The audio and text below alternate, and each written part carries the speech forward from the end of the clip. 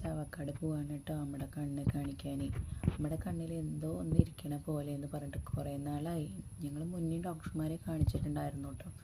അപ്പോഴൊന്നും വലിയ മാറ്റമൊന്നും ഉണ്ടായില്ല. അപ്പം ഞങ്ങളുടെ വീടിൻ്റെ അടുത്തുള്ള ഒരു ചേച്ചി പറയുമായിരുന്നു, ചാവക്കാട് ഒരു ഡോക്ടർ ഇരിക്കുന്നുണ്ട്, ഒന്ന് പോയി കാണിച്ചു നോക്കുമെന്ന്.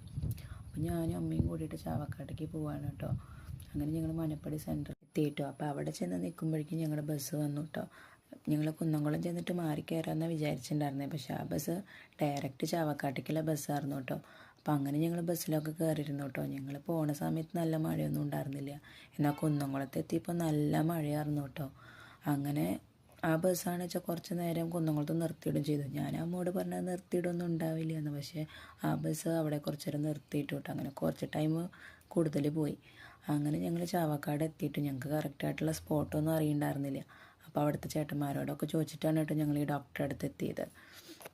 ബസ് ഇറങ്ങിയിട്ട് കുറച്ച് നടക്കാനുണ്ട് കേട്ടോ.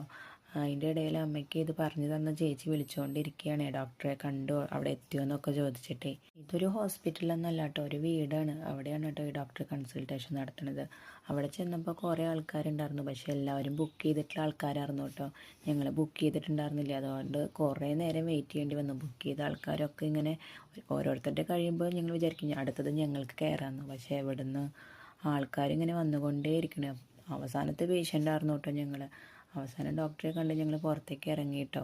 ഡോക്ടർ പറഞ്ഞു കുഴപ്പമൊന്നുമില്ല, ഒരു പ്രായം കഴിഞ്ഞാൽ വരുന്ന ഒരു അസുഖമാണ്, ഇത് പേടിക്കാനൊന്നും ഉള്ളതല്ല എന്നൊക്കെ പറഞ്ഞു. എന്നിട്ട് 3 മാസത്തേക്ക് തുള്ളിമരുന്നും ഗുളികയൊക്കെ എഴുതി തന്നിട്ടുണ്ടായിരുന്നു കേട്ടോ. അപ്പം ഞങ്ങളത് മെഡിക്കൽ ഷോപ്പിൽ പോയി വാങ്ങിച്ചിട്ട് വരുമ്പോഴേക്കും ഞങ്ങൾക്ക് ബസ് കിട്ടി കേട്ടോ. അത് ഡയറക്റ്റ് നമ്മുടെ കാട്ടേക്കുള്ളതായിരുന്നു കേട്ടോ. ഡോക്ടർ നല്ല ഡോക്ടറാണ് കേട്ടോ. നമുക്ക് എന്തും പറയാൻ പറ്റുന്ന ഒരു ഡോക്ടറാണ്. എല്ലാ കാര്യങ്ങളും നമുക്ക് ഡീറ്റെയിൽ ആയിട്ട് നമുക്കും പറഞ്ഞു തരും കേട്ടോ. അത്രയും നല്ലൊരു ഡോക്ടറായിരുന്നു കേട്ടോ ഞങ്ങൾ ഇന്ന് പോയ ഡോക്ടർ. പിന്നെ ഞങ്ങൾ വരുന്ന വഴി ഒരു കുളം കണ്ടു കേട്ടോ. പണ്ട് ഈ കുളം എങ്ങനെയൊന്നും അറിഞ്ഞില്ല, പക്ഷേ ഇതാകെ മാറിപ്പോയി. നല്ല ഭംഗിയാക്കിയ കുളം കേട്ടോ. ആ കുളം കണ്ടപ്പോൾ എനിക്ക് ഭയങ്കര ഇഷ്ടമായിട്ടോ.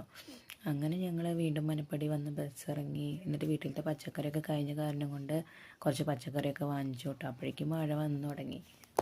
അമ്മ വേഗം കുടയൊക്കെ എടുത്തു കേട്ടോ. എന്നിട്ട് ഞങ്ങൾ വേഗം വീട്ടിലേക്ക് പോന്നു. അപ്പോൾ ഇന്ന് ഇത്രയേ ഉള്ളൂ. പുതിയൊരു വീഡിയോ ആയിട്ട് നമുക്ക് വീണ്ടും കാണാം. ഞങ്ങളെ ഇഷ്ടപ്പെട്ടാൽ നിങ്ങൾ ഞങ്ങളെ സപ്പോർട്ട് ചെയ്യണം കേട്ടോ. ബായ്.